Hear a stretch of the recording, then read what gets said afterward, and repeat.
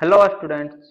आज का टॉपिक है डी ब्रोजली वेव्स, जो कि एटॉमिक स्ट्रक्चर का पार्ट 18 है। यदि आपने अभी तक पार्ट 1 टू 17 नहीं देखे हैं तो हमारे चैनल पे जाके पार्ट 1 टू 17 देख लें। तो जिस तरह से लाइट डुअल नेचर शो करता है, उस तरह से मैटर में भी डुअल बिहेवियर रहता है। जैसे लाइट आपका wave nature as well as particle nature show करता है, उसी तरह से मैटर में भी wave nature as well as particle nature होता है। मैटर ऑल्सो है dual nature, that is it has both particle as well as wave nature. The wave associated with matter is called de Broglie wave oblique matter waves. तो matter के साथ जो wave associated रहता है, इसको D Broglie wave या फिर matter wave भी बोलते हैं।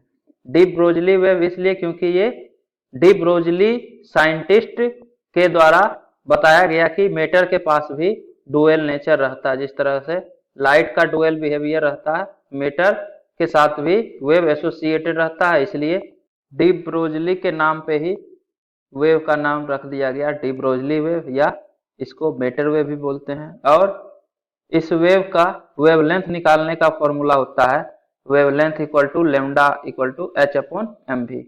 मतलब कोई भी पार्टिकल के पास अगर मोमेंटम है तो उसके साथ एक वेव एसोसिएटेड है, डी ब्रोजली वेव, और उस वेव का वेवलेंथ फाइंड आउट करने का ये फॉर्मूला है lambda equal to H upon M V. इतना मीटर उस वेव का वेवलेंथ होगा, जहाँ पे लेमडा जो है डी ब्रोजली वेव्स कहलाएगा, एच तो पता ही है प्लैंक्स कांस्टेंट, मास जो है एम जो है मास ऑफ पार्टिकल होगा, और वी जो है वेलोसिटी ऑफ पार्टिकल होगा। कहने का मतलब कोई भी ऑब्जेक्ट अगर उसके पास कुछ वेलोसिटी है v, तो इसके साथ एक वेव एसोसिएटेड है। लेकिन अगर माइक्रोस्कोपिक पार्टिकल है, उस केस में सिग्निफिकेंट वेवलेंथ आता है। लेकिन अगर कोई 1 kg मास वाला बॉडी है तो वेवलेंथ इतना कम आता है कि ये नेग्लिजिबल रहता है, तो इसको आप ऑब्जर्व नहीं कर पाइएगा।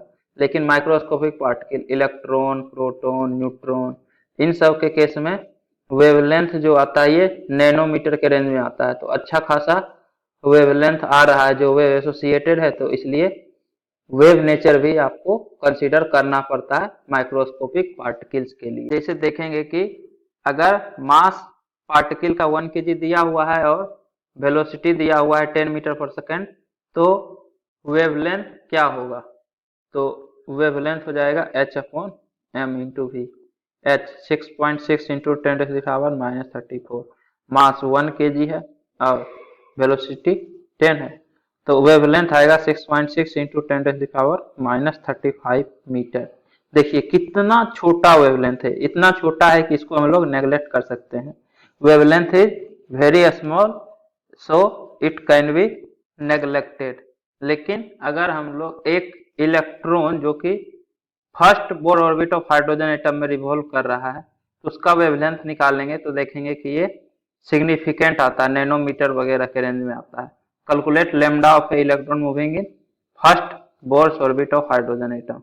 तो first Bohr's orbit n equal to 1 दिया हुआ है, तो वेलोसिटी ऑफ इलेक्ट्रॉन क्या होगा? वेलोसिटी ऑफ इलेक्ट्रॉन होता है 2.18 इंटू 10⁻6 जेड। हाइड्रोजन एटम के लिए जेड का वैल्यू 1 होगा, जेड अपॉन एन होता है, और फर्स्ट ऑर्बिट है तो एन का वैल्यू भी 1 होगा। तो वेलोसिटी ऑफ इलेक्ट्रॉन है 2.18 इंटू 10⁻6 मीटर पर सेकेंड, और मास ऑफ इलेक्ट्रॉन होता है 9.1 इंटू 10⁻31 kg। तो मास पता है, वेलोसिटी पता है, तो डी ब्रोजली वेवलेंथ क्या हो जाएगा? h 6.6 into 10⁻34 upon mass 9.1 into 10⁻31 into 2.18 into 10⁻6, इतना मीटर होगा। Lambda e de Broglie wavelength of electron moving in first Bohr's orbit of hydrogen atom. तो 10⁻34 और -31 ये प्लस हो जाएगा, तो -3 और -6, तो 10⁻⁻9 होगा। तो वैल्यू होगा 6.6 अपॉन 9.1 इंटू 2.18 इंटू 10⁻⁻9 मीटर। तो इसको नैनोमीटर में कन्वर्ट करने के लिए 10⁻9 से मल्टीप्लाई कीजिएगा तो इतना नैनोमीटर हो जाएगा वेवलेंथ। तो ये देखिए 6.6 अपॉन 9.1 इंटू 2.18, इतना नैनोमीटर, और इसी को 10 से मल्टीप्लाई कर दीजिएगा तो इतना एंगस्ट्रॉन हो जाएगा। तो ये जो वेवलेंथ आ रहा है ये आपका नैनोमीटर या एंगस्ट्रॉन के रेंज में आ रहा है, मतलब इसका सिग्निफिकेंट वेव नेचर है, इसको आप नेग्लेक्ट नहीं कर सकते हैं। इस केस में बहुत ही कम वेवलेंथ आ रहा था तो इसके वेव नेचर को नेग्लेक्ट किया जा सकता है, लेकिन इलेक्ट्रॉन प्रोटॉन के केस में वेवलेंथ जो है नैनोमीटर के रेंज में आता है तो इसको आप नेग्लेक्ट नहीं कर सकते हैं। तो माइक्रोस्कोपिक पार्टिकल्स के केस में वेव नेचर सिग्निफिकेंट अमाउंट में रहता है, so that it can not be neglected. Only for microscopic particles like electron, proton and atom etc wave nature is significant. तो माइक्रोस्कोपिक पार्टिकल्स के लिए वेव नेचर सिग्निफिकेंट रहता है, जैसे आपका इलेक्ट्रॉन हो गया, प्रोटॉन हो गया, एटम हो गया, और इसका वेवलेंथ आप इस फॉर्मूला से निकाल सकते हैं, lambda equal to H upon M V. अब एम वी को आप under root 2m into kinetic energy भी लिख सकते हैं। कैसे? काइनेटिक एनर्जी इक्वल टू होता है half M V square, M से मल्टीप्लाई कर दीजिए दोनों तरफ, तो एम वी स्क्वायर था तो और एक एम हो जाएगा, तो M square V square equal to 2m के ही होगा, तो M V equal to under root 2m के ही, तो lambda equal to H upon under root 2m के ही भी लिख सकते हैं, जहां पे m जो है मास ऑफ पार्टिकल होगा और के काइनेटिक एनर्जी ऑफ पार्टिकल होगा जूल में। और ये वाला पॉइंट हम प्रॉपर्टी ऑफ चार्ज के टाइम बताए थे कि अगर किसी भी चार्ज पार्टिकल q को आप v वोल्ट से एक्सीलरेट करते हैं तो उसका काइनेटिक एनर्जी q भी जूल से इंक्रीज हो जाएगा। मतलब कोई पार्टिकल अगर रेस्ट पे है उसको आप v वोल्ट से एक्सीलरेट कर दीजिए तो जो वेवलेंथ होगा डी ब्रोगली वेवलेंथ वो हो जाएगा h upon under root 2m। Kinetic energy 0 से q भी जूल हो गया तो काइनेटिक एनर्जी फाइनल आपका इंक्रीज होकर q भी हो गया, तो 2m इंटू के। तो इस फॉर्मूला से आप डी ब्रोगली वेवलेंथ निकाल सकते हैं h upon under root 2m Q भी। और इलेक्ट्रॉन के लिए m जो है मास ऑफ इलेक्ट्रॉन m से रिप्रेजेंट करेंगे, चार्ज ऑन इलेक्ट्रॉन e रहता है, और अगर उसको v वोल्ट से एक्सीलरेट किए हैं तो काइनेटिक एनर्जी e भी जूल से इंक्रीज हो जाएगा। अगर इनिशियली रेस्ट पे था और v वोल्ट से एक्सीलरेट किए तो जो इलेक्ट्रॉन के साथ वेव एसोसिएटेड है उस वेव का वेवलेंथ आप इससे निकाल सकते हैं, h upon under root 2 mass of electron into charge on electron e, और v वोल्ट से एक्सीलरेट किए हैं तो e भी, और ये हो जाएगा wavelength of electron equal to under root 150 upon v, इतना एंगस्ट्रॉन, जहां पे v है voltage by which electron is accelerated. Initially electron rest पे था, कितना वोल्ट से एक्सीलरेट किए हैं वही आपका v है। तो एक्चुअली में क्या है कि h 2 into mass of electron into e, ये सब कांस्टेंट वैल्यू है, इसको आप सॉल्व कर सकते हैं। तो सॉल्व करने के बाद ये अंडर रूट 150 आता है एंगस्ट्रॉन में, इसका वैल्यू एक्चुअली में आता है 150 इंटू 10⁻⁻20, ये अपॉन भी हो जाएगा, तो इतना मीटर है, अंडर रूट में है तो ये जब अंडर रूट से बाहर आएगा तो अंडर रूट 150 अपॉन भी इंटू 10⁻⁻10 मीटर, और 1 मीटर इक्वल टू 10⁻10 एंगस्ट्रॉन होता है, तो इतना मीटर इक्वल टू इतना इंटू 10⁻10 एंगस्ट्रॉन, तो ये से ये कैंसिल आउट हो जाएगा। तो D Broglie wavelength of electron होगा अंडर रूट 150 अपॉन भी इतना एंगस्ट्रॉन, जहाँ पे भी आपका voltage by which electron at rest is accelerated. तो अगर रेस्ट पे है तब, अगर इनिशियली कुछ काइनेटिक एनर्जी है इलेक्ट्रॉन का तो आप ये वाला फॉर्मूला लगाइएगा, lambda equal to under root 150 upon kinetic energy of electron in electron volt, जहाँ पे के जो है kinetic energy in electron volt and it is the final kinetic energy of electron. मतलब अगर इनिशियली कुछ काइनेटिक एनर्जी है, मान लीजिए कि x इलेक्ट्रॉन वोल्ट है, अब इसको हम v वोल्ट से एक्सीलरेट किए तो फाइनल काइनेटिक एनर्जी हो जाएगा x plus v electron volt. तो यहाँ पे अंडर रूट 2m के में x प्लस v लिखना पड़ेगा, तो e भी ये जो q भी के जगह है यहाँ पे x प्लस v लिखना पड़ेगा, तो बाकी ये सब तो कांस्टेंट ही है, 2m e into kinetic energy kinetic energy जो इलेक्ट्रॉन वोल्ट में आया है x plus v electron volt, इसको आप E times x plus v joule लिख सकते हैं, क्योंकि 1 electron volt equal to E joule होता है, तो इतना इलेक्ट्रॉन वोल्ट इक्वल टू इतना इंटू ई जूल। और यहाँ पे जो Q इंटू वी, इतना जूल के जगह ही तो हम ये लिखे हैं E into X plus V, जहाँ पे E इंटू भी जो था ये काइनेटिक एनर्जी इन जूल था, E इंटू भी, तो E into X plus V kinetic energy joule में ही लिखना पड़ेगा, तो E into X plus V लिखना पड़ेगा। और ये जो कांस्टेंट आएगा H upon 2 mass of electron into E, इसका वैल्यू तो under root 50, sorry under root 150 आता है एंगस्ट्रॉन में अगर वेवलेंथ आएगा तब, और अपॉन इस केस में एक्स प्लस बी, और एक्स प्लस बी आपका काइनेटिक एनर्जी फाइनल है, लेकिन X plus V final kinetic energy electron volt में है, तो इसलिए वेवलेंथ ऑफ इलेक्ट्रॉन जो है under root 150 upon kinetic energy of electron in electron volt, तो इतना एंगस्ट्रॉन डी ब्रोगली वेवलेंथ आ जाएगा, जहां पे के जो है फाइनल काइनेटिक एनर्जी है इलेक्ट्रॉन का इन इलेक्ट्रॉन वोल्ट। इसके बाद एक क्वेश्चन है, an electron having kinetic energy initial equal to 10 electron volt is de accelerated. यहाँ स्पेलिंग थोड़ा चेक कर लीजिए, de accelerated, ACCELERATED, de accelerated by 4 volt, calculate its final de Broglie wavelength. तो property of charge के time ही बताए थे, अगर इलेक्ट्रॉन जो है v वोल्ट से एक्सिलरेट करता है तो उसका kinetic energy v electron volt से इंक्रीज कर जाता है, और अगर v वोल्ट से डी एक्सिलरेट करता है तो v इलेक्ट्रॉन वोल्ट से काइनेटिक एनर्जी डिक्रीज कर जाता है। तो 4 वोल्ट से डी एक्सिलरेट किया तो kinetic energy 4 electron volt decrease कर जाएगा। तो initially 10 electron volt kinetic energy था, इसमें से 4 इलेक्ट्रॉन वोल्ट डिक्रीज हो गया, तो फाइनल काइनेटिक एनर्जी हो जाएगा 6 इलेक्ट्रॉन वोल्ट। या फिर दूसरा तरीका ये भी है कि अगर किसी भी चार्ज पार्टिकल को आप v वोल्ट से एक्सिलरेट करते हैं तो उसका काइनेटिक एनर्जी qv जूल से इंक्रीज कर जाता है। सिमिलरली अगर डी एक्सिलरेट करते हैं v वोल्ट से तो उसका काइनेटिक एनर्जी qv जूल से डिक्रीज कर जाता है।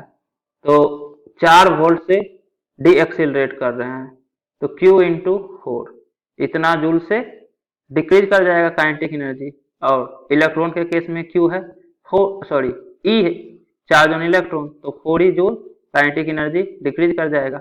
और आपको पता है कि e joule equal to 1 electron volt होता है, तो 4 e joule equal to 4 electron volt, मतलब 4 इलेक्ट्रॉन वोल्ट से काइनेटिक एनर्जी डिक्रीज कर जाएगा, तो फाइनल काइनेटिक एनर्जी होगा 6 इलेक्ट्रॉन वोल्ट।